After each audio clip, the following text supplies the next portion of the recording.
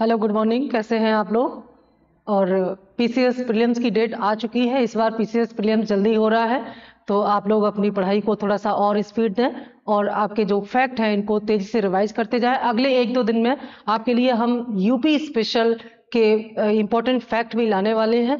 और देखिए, जैसे कि मैंने आपको कहा कि जब एग्जाम के लिए टाइम कम बचता है तो हमें बहुत लेंदी प्रोसेस नहीं रखना चाहिए पढ़ने का। इवन पूरे जो सिलेबस है हमारे, उसकी समरी करने के लिए जो इम्पोर्टेंट फैक्ट्स हैं उनको हमें बार बार रिवाइज करना चाहिए। तो इसी ज़रूरत को ध्यान में रखते हुए हमने ये इम्पोर्टेंट फैक्ट्स आपके लिए तैयार किए हैं। तो आज हम बात करेंगे भारतीय अर्थव्यवस्था में कृषि एवं इससे संबंधित क्षेत्र के कुछ इंपॉर्टेंट प्रीलिम्स फैक्ट की। चलिए देखते हैं कृषि से संबंधित कौन से महत्वपूर्ण तथ्य हैं जहां से बार बार प्रश्न आते हैं भारतीय अर्थव्यवस्था में, जीएस में। भारत में अब पहला फैक्ट हमारे सामने है। भारत में धीमी कृषि विकास के लिए ग्रामीण निर्धनता, शहरी निर्धनता, कुशल श्रमिक और शहर में गांव की ओर पलायन, इनमें से कौन सा प्रभावी कारक है? पूछा गया है यहाँ पर कि भारत में जो धीमी कृषि विकास है, यानी कि कृषि की जो विकास दर है वो धीमी है, इनके पीछे कौन सा जो धीमी कृषि विकास के लिए कौन सा कारण महत्वपूर्ण प्रभावी कारण है? कौन कौन से कारण दिए हुए हैं? ग्रामीण निर्धनता, शहरी निर्धनता, कुशल श्रमिक और शहर में गांव की ओर पलायन। शहर में गांव की ओर पलायन, इनमें से कौन सा प्रभावी कारक है?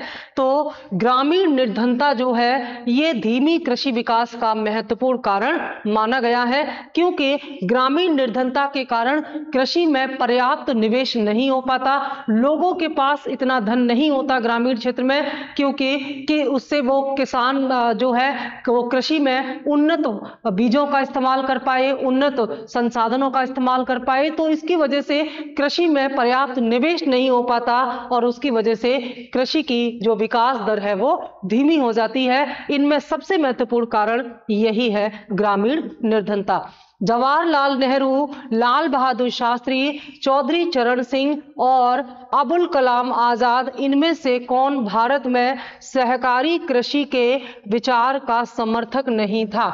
सहकारी कृषि क्या होती है? परस्पर सहयोग के आधार पर, सामुदायिक सहयोग के आधार पर जो कृषि की जाती है उसे सहकारी कृषि कहते हैं।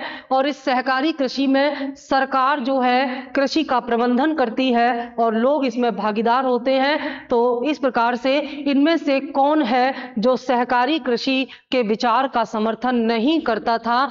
तो चौधरी चरण सिंह जो है वे सहकारी कृषि के विचार का समर्थन नहीं करते थे।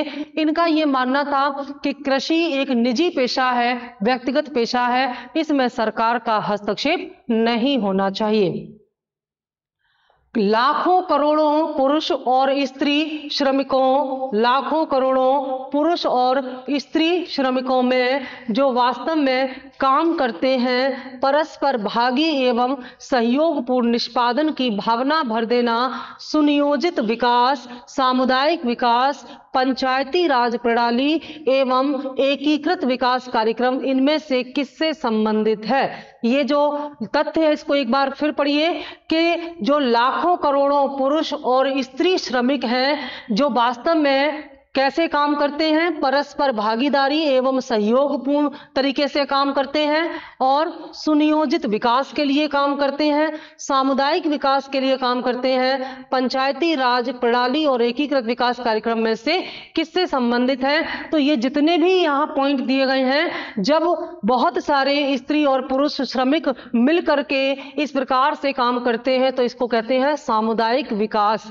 यानी कि सामुदायिक विकास कार्यक्रम में जो श्रमिक हैं वो परस्पर सहयोग और परस्पर एक दूसरे को एक समान उद्देश्य की प्राप्ति के लिए जब कार्य करते हैं तो वह कार्य जो है वो कौन सी भावना को दिखाता है? सामुदायिक विकास की भावना को दिखाता है। यानी कि एक समुदाय के रूप में इसमें श्रमिक काम करता है और निर्धारित लक्ष्य, जो कि एक लक्ष्य होता है, सभी श्रमिक उसी निर्धारित लक्ष्य के लिए संगठित और सहयोगपूर्ण तरीके से कार्य करते हैं। तो इसी को हम सामुदायिक विकास कहते हैं। ट्रक कृषि, साग सब्जी, दूध, अनाज और मुर्गी पालन, इनमें से किससे संबंधित है?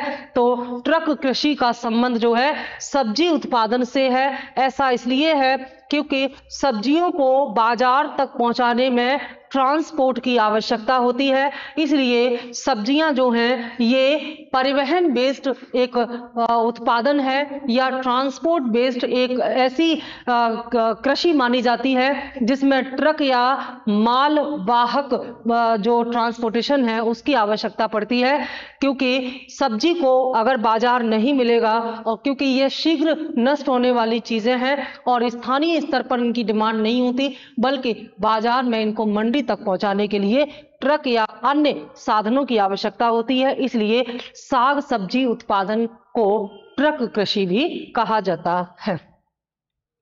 झूम एक प्रकार का लोक नृत्य, एक नदी का नाम, पूर्वोत्तर की एक जनजाति या कृषि, इनमें से क्या है?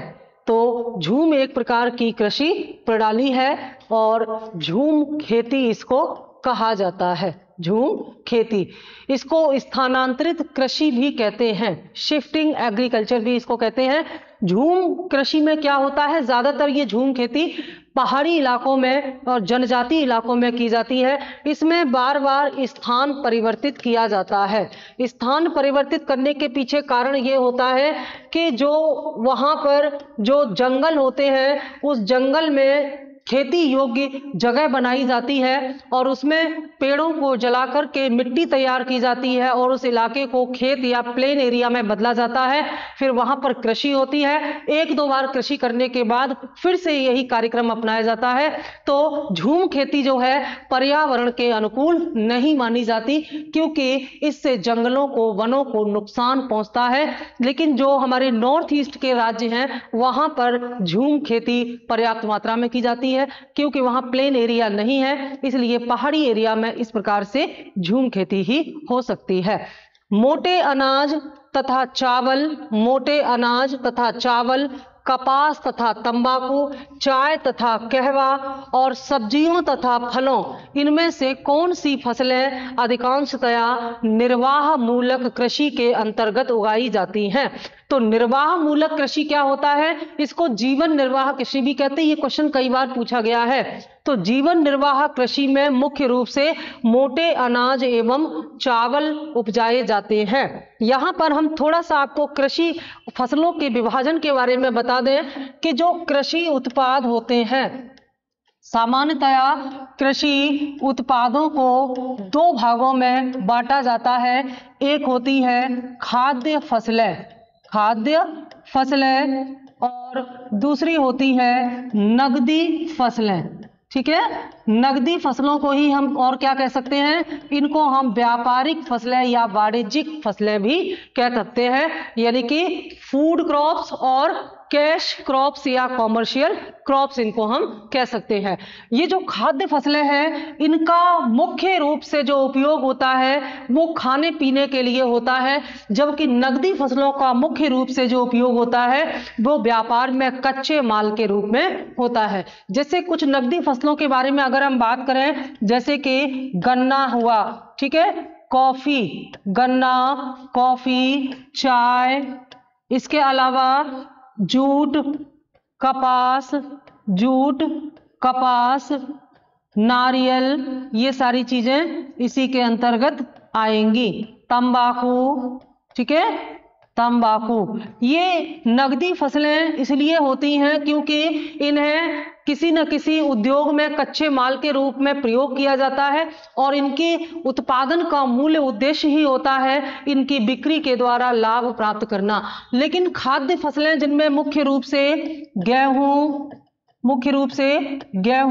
चावल, ठीक है, गेहूं चावल मुख्य रूप से इसमें आते हैं। इसके अलावा मोटा अनाज भी आता है। मोटे अनाज को मोटा अनाज इसलिए कहा जाता है क्योंकि इनमें चोकर बहुत ज्यादा होता है, इसलिए इनको मोटा अनाज कहते हैं, इनकी भूसी मोटी होती है।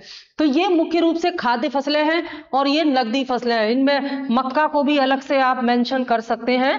तो अब यहाँ पर जो ऐसे देश होते हैं जहां पर जीवन निर्वाह कृषि होती है, वहां पर खाद्य फसलों का उत्पादन बड़ी मात्रा में किया जाता है, और ऐसे देश जो औद्योगिक रूप से काफी प्रगतिशील होते हैं उनके यहाँ नगदी फसलों का उत्पादन अधिकांश रूप में किया जाता है। तो अगर हम देखें तो विकास के आधार पर 3 प्रकार के देश पाए जाते हैं। एक होते हैं अविकसित देश, अविकसित या अल्प विकसित भी इनको हम कह सकते हैं, अविकसित या अल्प विकसित देश होते हैं। दूसरी कैटेगरी होती है विकासशील देशों की, विकासशील देश होते हैं, और तीसरे होते हैं विकसित देश। विकास के आधार पर 3 भागों में बांटा जाता है देशों को। तो ये जो अविकसित या अल्प विकसित देश होते हैं, यहाँ पर ज्यादातर खाद्य फसलों के उत्पादन को बढ़ावा दिया जाता है, क्योंकि यहाँ पर जीवन निर्वाह कृषि होती है। क्योंकि इन देशों में उद्योग पिछड़े हुए होते हैं, इसलिए नगदी फसलों की डिमांड ज्यादा नहीं होती, और यहाँ पर कृषि में उन फसलों का उत्पादन किया जाता है जिन्हें डेली भोजन के रूप में हम इस्तेमाल करते हैं। तो ये जीवन निर्वाह कृषि का उदाहरण होता है। धीरे धीरे जब हम विकासशील देशों की श्रेणी में आते हैं, धीरे धीरे हमारे देश में उद्योगों का विकास होने लगता है, तो ये जो खाद्य फसलें हैं ये नगदी फसलों में परिवर्तित होने लगती हैं। जैसे गेहूं से क्या बनने लगता है, बेकरी उद्योग चलने लगता है। गेहूं से बेकरी उद्योग का संचालन होता है, और इस बेकरी उद्योग में क्या क्या बनता है, इसमें बनते हैं ब्रेड, बिस्किट, केक वगैरह इसमें बनते हैं। तो फिर हम खाने की जगह में गेहूं के स्थान पर बेकरी फूड प्रोडक्ट का इस्तेमाल करने लग जाते हैं, और ऐसी स्थिति में गेहूं जो कि अभी तक खाद्य फसल थी वह किसके रूप में बदल जाती है, नगदी फसल के रूप में बदल जाती है। यह देश के औद्योगिक विकास का या औद्योगिकरण का प्रमाण होता है। तो जैसे जैसे हमारा देश तरक्की करता जाता है, वैसे वैसे खाद्य फसलें नगदी फसलों के रूप में परिवर्तित होती जाती हैं, और इसको हम बोलते हैं कृषि का नगदीकरण या कृषि का व्यापारीकरण या वाणिज्यीकरण। यानी कि एग्रीकल्चर सेक्टर का जब कॉमर्शलाइजेशन हो जाता है तो फिर खाद्य फसलें नगदी फसलों में परिवर्तित हो जाती हैं। लेकिन जो गरीब देश होते हैं वहां पर जीवन निर्वाह कृषि होती है, और जीवन निर्वाह कृषि में मुख्य रूप से मोटे अनाज और चावल का उत्पादन किया जाता है, क्योंकि यहां पर खेती का मुख्य उद्देश्य होता है भरण पोषण करना, पेट भरना। जैसे सेंट्रल अफ्रीकन कंट्रीज में आप देखेंगे तो वहां पर अभी भी जीवन निर्वाह कृषि होती है और इसको महत्व दिया जाता है। आगे देखेंगे, भारत में गेहूं, गन्ना, मक्का एवं धान, इनमें से किस फसल के अंतर्गत सर्वाधिक क्षेत्रफल है? तो भारत में सर्वाधिक क्षेत्रफल पर बोई जाने वाली जो फसल है, खाद्य फसल, वो क्या है? धान। ठीक है। दशहरी, लंगड़ा, अल्फांसो और आम्रपाली, इनमें से कौन सी निर्यात हेतु आम की पसंदीदा प्रजाति है? ये सारी प्रजातियां किसकी हैं? आम की। तो वो आम कौन सा है जिसका सबसे ज्यादा निर्यात होता है और विदेशों में भारत का यह आम बहुत पसंद किया जाता है? तो वह है आम की प्रजाति अल्फांसो। भारत में सीमांत कृषि भूमि जोत का क्या आकार है? यानी कि भारत में सीमांत किसान किसे कहते हैं? तो सीमांत किसान वह है जिसके पास 1 हेक्टेयर से भी कम जमीन होती है। यानी कि ऐसे छोटे छोटे किसान जिनके पास खेती करने के लिए 1 हेक्टेयर भी जमीन नहीं है, उन्हें सीमांत किसान या उनकी भूमि को सीमांत कृषि भूमि जोत कहा जाता है। यह प्रश्न बहुत पूछा जाता है, इसको ध्यान में रखिएगा। कॉफी या कहवा, बासमती चावल,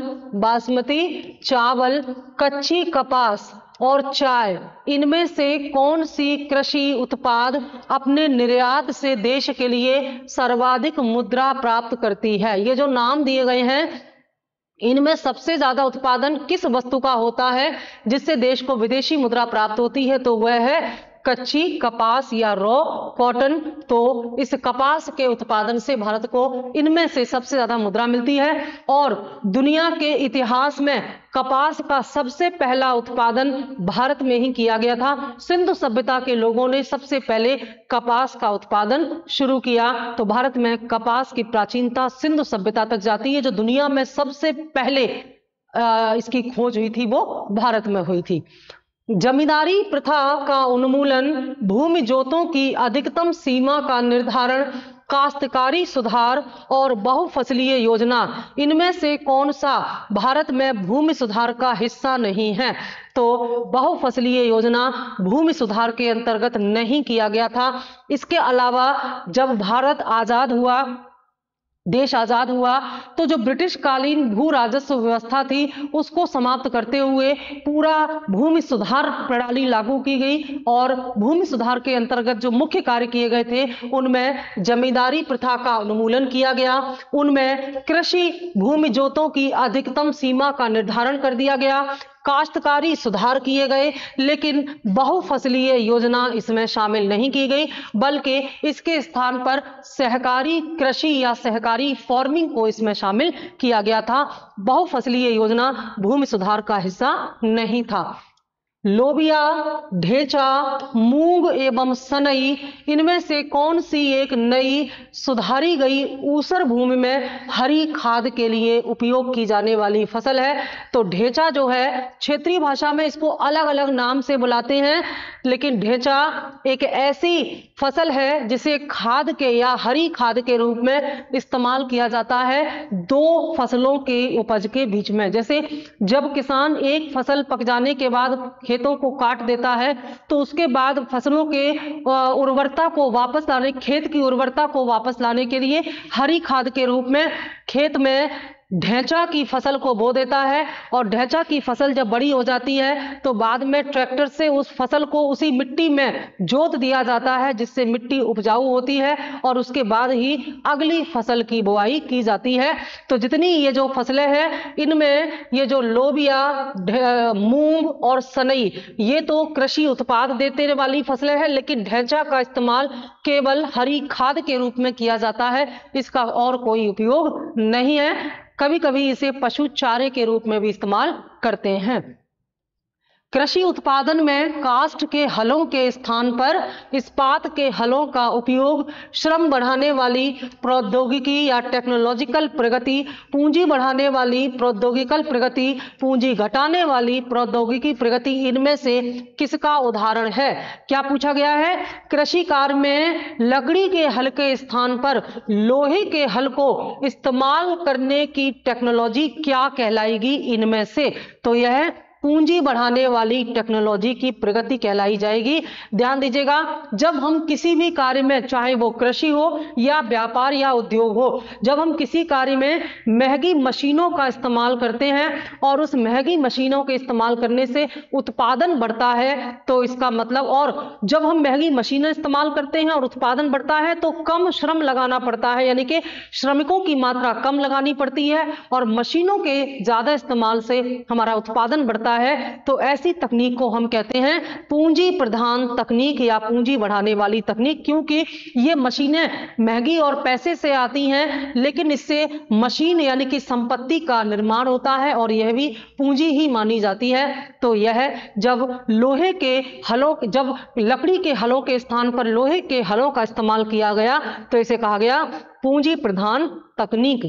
एगमार्क एक्ट भारत में किस वर्ष लागू किया गया? तो एगमार्क एक्ट 1937 में लागू किया गया। कई बार पूछा गया प्रश्न है, 1937 में एगमार्क इस्तेमाल किया गया किन चीजों के लिए? तो ये कृषि उत्पादों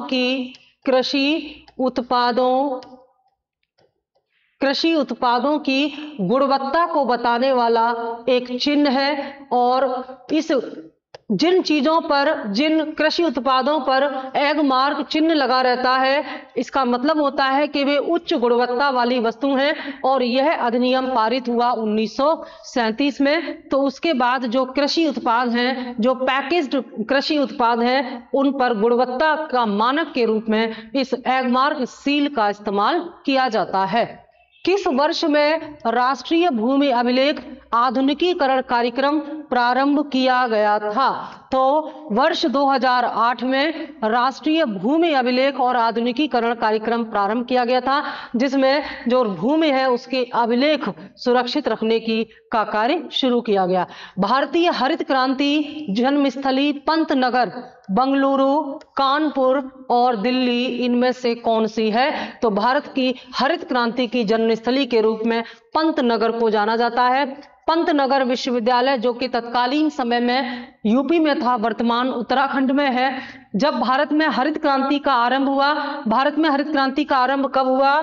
तो ये 1966-67 में हुआ था। 1966 to 67 में, जो कि तीसरी और चौथी पंचवर्षीय योजना के बीच का योजना अवकाश था, इसमें भारत में हरित क्रांति का आरंभ किया गया और इसका उद्देश्य था खाद्यान्न फसलों के उत्पादन में वृद्धि करना। इसके लिए मैक्सिको से जो गेहूं की हाइब्रिड बीज लाया गया था, उसका प्रयोग और अनुसंधान के कार्य तत्कालीन समय में यूपी में स्थित पंतनगर विश्वविद्यालय में किया गया और यहीं से एक उन्नत बीज तैयार किया गया जो भारत की जलवायु के अनुकूल था और इसी से भारत में गेहूं के उत्पादन में क्रांतिकारी वृद्धि हुई और इसे हरित क्रांति का नाम दिया गया। तो यह पंतनगर जो है भारत की हरित क्रांति की जन्मस्थली के रूप में जाना जाता है। वर्तमान में कहाँ है? उत्तराखंड में है। श्वेत क्रांति का संबंध किससे है? तो श्वेत क्रांति का संबंध दुग्ध उत्पादन से है।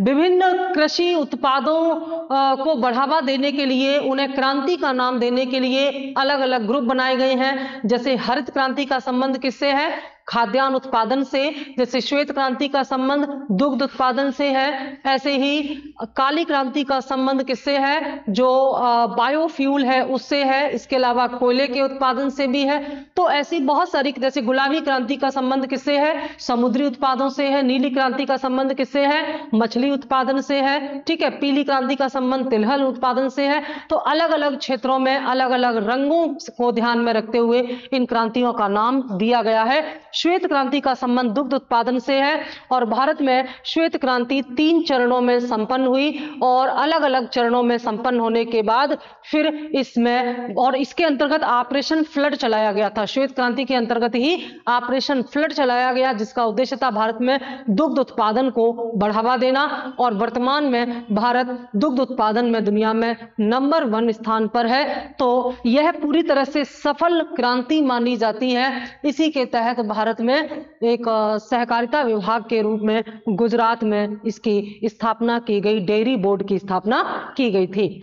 काली क्रांति मत्स्य उत्पादन, कोयला उत्पादन, कच्चा तेल उत्पादन और सरसों उत्पादन, इनमें से किससे संबंधित है काली क्रांति? तो यहां पर बताया गया है कि काली क्रांति का संबंध कच्चा तेल उत्पादन से संबंधित है।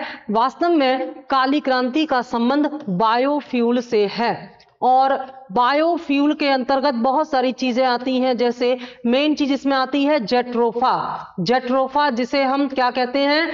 जेट्रोफा को हम रतन ज्योत भी कहते हैं। तो जेट्रोफा, इसके अलावा एथेनॉल के उत्पादन को बढ़ावा देना, ये वो जेट्रोफा और एथेनॉल वो चीजें हैं जिन्हें हम पेट्रोल में मिला करके इस्तेमाल कर सकते हैं और कृत्रिम पेट्रोल का निर्माण कर सकते हैं। तो वास्तव में काली क्रांति के अंतर्गत यही आते हैं।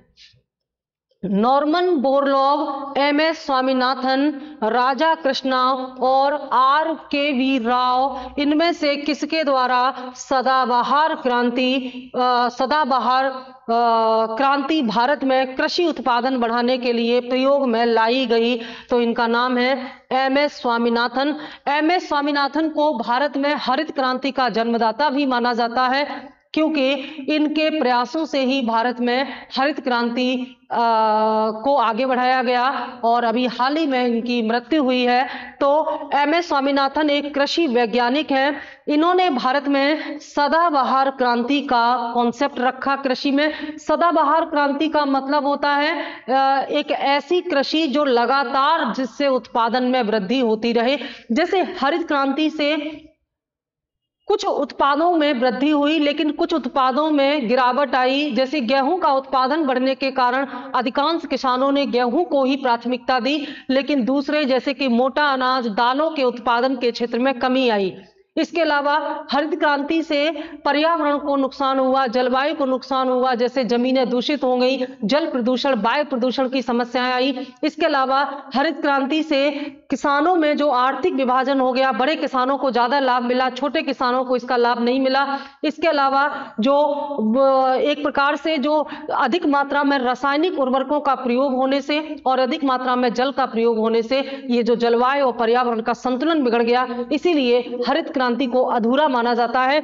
इसके विकल्प में डॉक्टर एम.एस. स्वामीनाथन ने जो एक ध्यान दीजिएगा, यहां पर एक प्रश्न ये बनता है कि जो अब्दुल कलाम आजाद थे, अब्दुल कलाम आजाद ने भारत में द्वितीय हरित क्रांति का विचार रखा और इस द्वितीय हरित क्रांति में डॉक्टर स्वामीनाथन ने सदाबहार क्रांति का विचार रखा था। इन्होंने कहा कि इस सदाबहार क्रांति में कृषि के उन तरीकों को अपनाया जाएगा जिससे उत्पादन में वृद्धि और निरंतरता दोनों रहे, यानी कि उत्पादन में वृद्धि हो और ये लगातार होती रहे, जमीनें बंजर न हो, जल और वायु प्रदूषण हो। इसलिए इसमें सदाबहार या एवरग्रीन जो एग्रीकल्चर रेवोल्यूशन है ये इसमें ऐड किया गया। और इसके लिए डॉक्टर एम.एस. स्वामीनाथन ने रेन वाटर हार्वेस्टिंग सिस्टम का कॉन्सेप्ट दिया, बहुत महत्वपूर्ण है। रेन वाटर हार्वेस्टिंग सिस्टम यानी कि वर्षा जल संरक्षण का विचार डॉक्टर स्वामीनाथन ने ही दिया था। इसमें इन्होंने कहा कि जो वर्षा का जल है इसको संरक्षित रख के जमीनों के अंदर ही वापस भेजा जाए, जिससे कि जो वाटर लेवल है वो बढ़े और कृत्रिम सिंचाई की आवश्यकता कम से कम हो। तो ये विचार इन्होंने दिया, बहुत महत्वपूर्ण इनका कॉन्सेप्ट था और कई राज्यों ने इसको पूरी तरह से लागू भी किया है। भारतीय कृषि अनुसंधान परिषद, नाबार्ड, कृषि लागत और कीमत आयोग तथा भारतीय कृषि अनुसंधान संस्थान इनमें से कौन फसलों के न्यूनतम समर्थन मूल्य निर्धारण संबंधी संस्तुति या सुझाव देता है? तो कृषि लागत एवं कीमत आयोग यानी कि agriculture cost and price commission, जो कि 1985 में बना था, इसके द्वारा सरकार को सुझाव दिया जाता है और इसी के सलाह पर सरकार क्या करती है? एमएसपी यानी कि मिनिमम सपोर्टिंग प्राइस, न्यूनतम समर्थन मूल्य की घोषणा करती है। यह न्यूनतम समर्थन मूल्य जो है वर्तमान में 23 वस्तुओं के उत्पादों के लिए सरकार द्वारा घोषित की जाने वाली वह सरकारी कीमत है जो कि सरकार द्वारा किसानों को भुगतान की जाती है और इस कीमत पर सरकार किसानों को न्यूनतम लागत देने का वचन देती है। और जब बाजार में अधिक उत्पादन होने की वजह से कीमतें डाउन हो जाती हैं तो किसान अपनी इन फसलों को सरकार को बेच करके घाटे से अपने आप को बचाती है। तो एक प्रकार से ये इंश्योरेंस हो जाता है कृषि का कि अगर बाजार कीमतें बहुत डाउन हो जाएंगी तब भी सरकार किसानों की इन फसलों को खरीदेगी। Doctor M S. स्वामीनाथन की अध्यक्षता में जो राष्ट्रीय किसान आयोग गठित हुआ था, उन्होंने यह सुझाव दिया था सरकार को कि सभी कृषि उत्पादों के लिए एमएसपी की घोषणा की जाए। और अभी कुछ वर्षों पहले जो किसान आंदोलन हुए थे उनमें भी किसानों ने यह मांग रखी थी कि सभी फसलों के लिए कृषि उत्पादों की घोषणा, सभी फसलों के लिए एमएसपी की घोषणा की जाए, पर ऐसा संभव नहीं है क्योंकि सरकार पर दबाव बढ़ता है, सरकारी खजाने पर दबाव बढ़ता है। इसलिए केवल अति आवश्यक 23 वस्तुओं को इसमें शामिल किया गया है।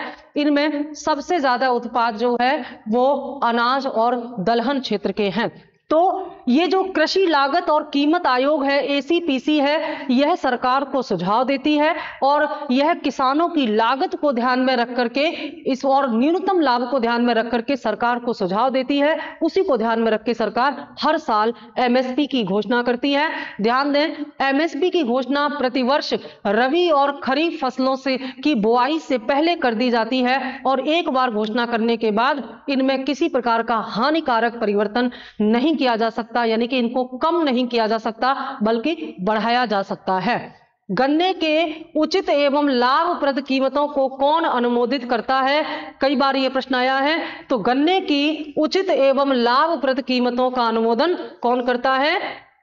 यह अनुमोदन आर्थिक मामलों की मंत्रिपरिषद समिति द्वारा किया जाता है। यह आर्थिक मामलों की मंत्रिमंडलीय जो समिति है वह इस गन्ने की उचित एवं लाभप्रद कीमतों का निर्धारण करती है। यह उचित एवं लाभप्रद कीमतें क्या होती हैं, इनको समझिए। ये वो मूल्य हैं जिस मूल्य पर गन्ना मिल गन्ने के किसानों से उनके गन्ने को खरीदती है, यानी कि मिल मालिक जिस कीमत पर किसान से उनका गन्ना खरीदते हैं उस कीमत को बोला जाता है उचित एवं लाभप्रद कीमत। और यह कीमत मिल मालिक निर्धारित नहीं करता, बल्कि इस कीमत को आर्थिक मामलों की मंत्रिमंडलीय समिति केंद्रीय स्तर पर निर्धारित करती है। ऐसा इसलिए किया जाता है कि मिल मालिकों द्वारा कीमतों में फेरबदल करके, उतार चढ़ाव करके किसानों का शोषण ना किया जाए, इसलिए ऐसा किया जाता है। यह प्रश्न आईएएस में पूछ लिया गया था।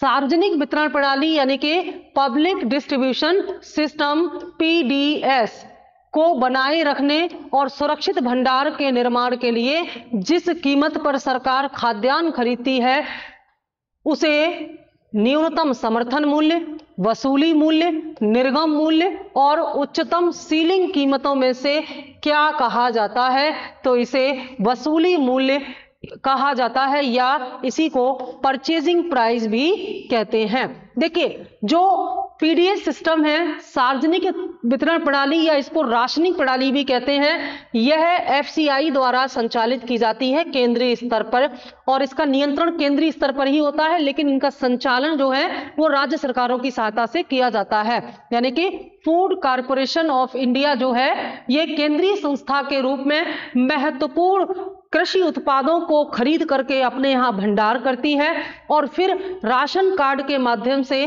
बेहद कम कीमत पर इन्हें अभावग्रस्त जनता में दिया जाता है। तो सरकार इन भंडारों को भरने के लिए, अब एफसीआई के भंडारों को भरने के लिए जो इस कीमत पर इन कृषि उत्पादों को खरीदती है उन कीमतों को कहा जाता है वसूली मूल्य। यहां पर हम एमएसपी और पीपी में अंतर समझ लेते हैं। एमएसपी वह मूल्य है जिस पर सरकार किसानों के अनाज को खरीदने का वादा करती है। उस स्थिति में जब बाजार की कीमतें कम हो जाती हैं, उस स्थिति में भी सरकार न्यूनतम मूल्य देकर के किसानों को होने वाले घाटे से बचाती है। इसका उद्देश्य ये है। लेकिन परचेजिंग प्राइस वह मूल्य होता है जिस पर सरकार अनाज इसलिए खरीदती है क्योंकि सरकार को अपने भंडार भरने हैं और इस अनाज को राशन कार्ड धारकों को सरकार को बांटना है। तो यहां हम कह सकते हैं कि पीपी मूल्य जो है वो एमएसपी से अधिक होता है, क्योंकि वसूली मूल्य का निर्धारण करते समय सरकार इस बात का ध्यान रखती है कि अगर मान लीजिए गेहूं का बाजार मूल्य, यानी कि अगर गेहूं का मार्केट प्राइस 20 रुपए प्रति किलोग्राम है, ठीक है, और उसका एमएसपी मूल्य जो है अगर वो सपोज दैट 15 रुपए किलोग्राम है, तो ऐसी स्थिति में किसान अपना गेहूं बाजार में बेचेगा, ना कि सरकार को देगा।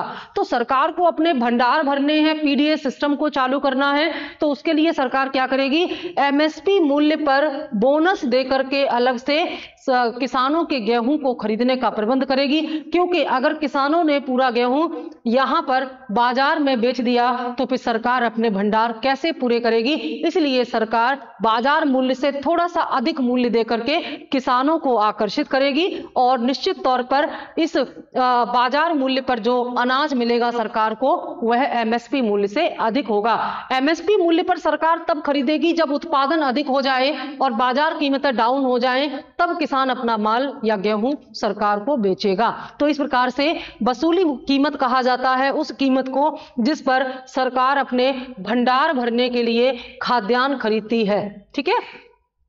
राष्ट्रीय बागवानी मिशन कब आरंभ किया गया? यह 2005 में आरंभ किया गया था। इसमें बागवानी फसलों को बढ़ावा देने के लिए सरकार ने यह मिशन शुरू किया था। नेक्स्ट, नेफेड या NAFED, state trading corporation, IFFCO और एमएमटीसी, इनमें से कौन सी एजेंसी भारत में कृषि सामानों के निर्यात में भागीदारी नहीं है। तो ये जो इफको है इसका कृषि निर्यात से कोई संबंध नहीं है, यह उर्वरक उत्पादन से संबंधित है। बाकी जितनी भी ये जो संस्थाएं हैं ये कृषि उत्पादों के निर्यात से संबंधित हैं और इनके माध्यम से हर साल भारत में जो कृषि उत्पादों का निर्यात होता है उसका प्रबंधन और मैनेजमेंट संभालती हैं ये संस्थाएं। राष्ट्रव्यापी मृदा स्वास्थ्य कार्ड यानी कि सॉइल हेल्थ कार्ड जो है ये क्या उद्देश्य है? सरकार ने किसानों को जो मृदा स्वास्थ्य कार्ड वितरित किए हैं इसका उद्देश्य है कृषि भूमि में उर्वरकों के अति उपयोग को रोकना। जैसे कृषि वैज्ञानिकों के अनुसार सर्वे करके हर एक खेत की मिट्टी का स्वास्थ्य चेक किया जाता है और उस मिट्टी के अनुरूप ही उसमें उर्वरकों के प्रयोग की मात्रा निर्धारित की जाती है और किसान इस कार्ड के माध्यम से यह वो निर्णय कर पाता है कि उसके खेत में मिट्टी के स्वास्थ्य के अनुरूप कितनी उर्वरकों की आवश्यकता है। तो इससे एक तो मिट्टी का स्वास्थ्य भी अच्छा बना रहता है, कृषि की जमीन की उर्वरा शक्ति भी बनी रहती है और दूसरी तरफ इसमें खर्चा भी कम आता है, क्योंकि अधिक उर्वरकों के प्रयोग से एक तरफ तो भूमि की उर्वरता समाप्त हो जाती है, दूसरी तरफ खेती महंगी हो जाती है। इन दोनों चीजों से बचने के लिए सरकार ने जागरूकता के लिए मृदा स्वास्थ्य कार्ड वितरित किए हैं।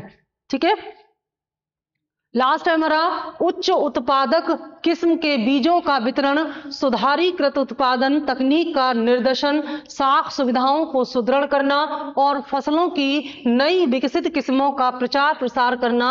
इनमें से कौन सा एक राष्ट्रीय खाद्य सुरक्षा मिशन का उद्देश्य नहीं था?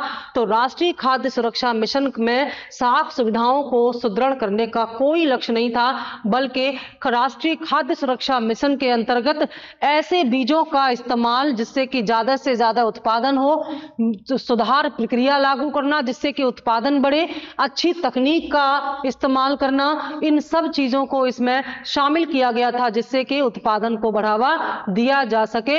और राष्ट्रीय खाद्य सुरक्षा मिशन में मुख्य रूप से इसमें गेहूं, दलहन और धान यानी कि चावल के उत्पादन को बढ़ावा दिया जाता है। साख सुविधाओं में क्या आता है? साख सुविधाओं का मतलब होता है किसानों को ज्यादा से ज्यादा ऋण उपलब्ध कराना, जैसे किसान क्रेडिट कार्ड। यह साख सुविधाओं को मजबूत बनाने के लिए किया गया है, लेकिन राष्ट्रीय खाद्य सुरक्षा मिशन का संबंध साख सुविधाओं को सुदृढ़ करने से नहीं है। ये थे हमारे इकोनॉमी में कृषि चैप्टर से संबंधित कुछ महत्वपूर्ण तथ्य।